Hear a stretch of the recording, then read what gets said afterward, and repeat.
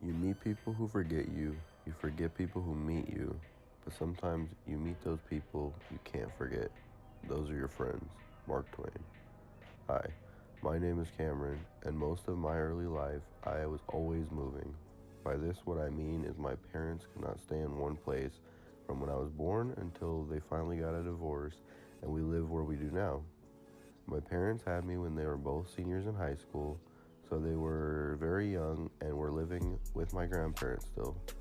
It was hard for them having a kid and trying to finish out high school and work.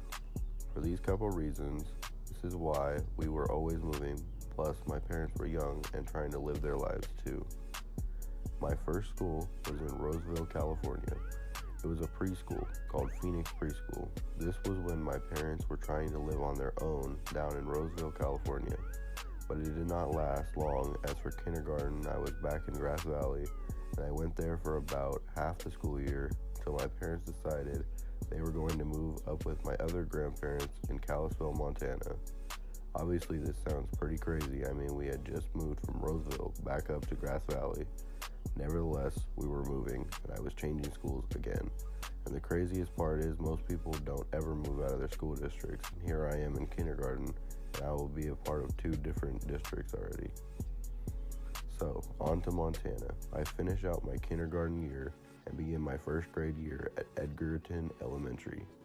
We lived in Montana for about 1 year. I remember turning 7 right before we moved back to good old Sacramento, California. Sweet home, sweet home.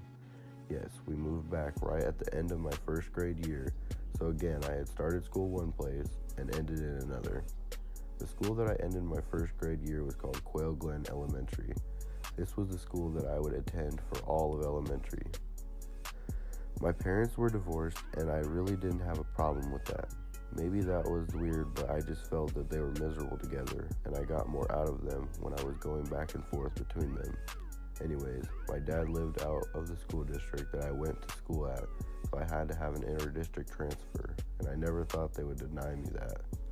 Well, it was the summer of 6th grade, and like always, my dad would go in and apply for my inter-district transfer, only this time they said no. They said that I needed to go to school in his district. This is where my life would change forever because I had been going to the same school with the same friends since 1st grade now, and I would have to say goodbye and make new friends.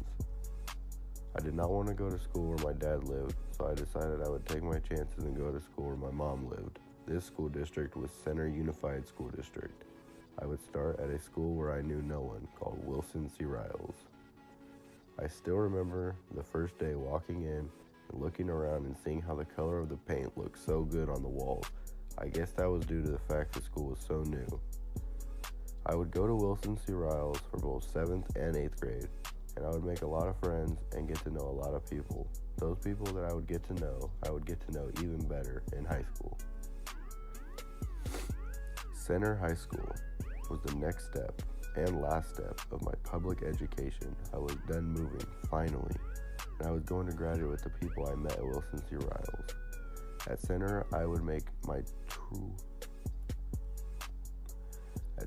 would find my true friends, and also I would end up joining in something that I never thought I would join, the Media Communications Academy. In this program, I found family that I am very close to now. It just goes to show that all the moving I was doing worked out in the end because I was able to meet my best friends, and I'm now going to graduate with them. Throughout all my moving and moving schools, many times my quote stands to show: you meet people who forget you, you forget people who meet you, but sometimes you meet those people you can't forget. Those are your friends.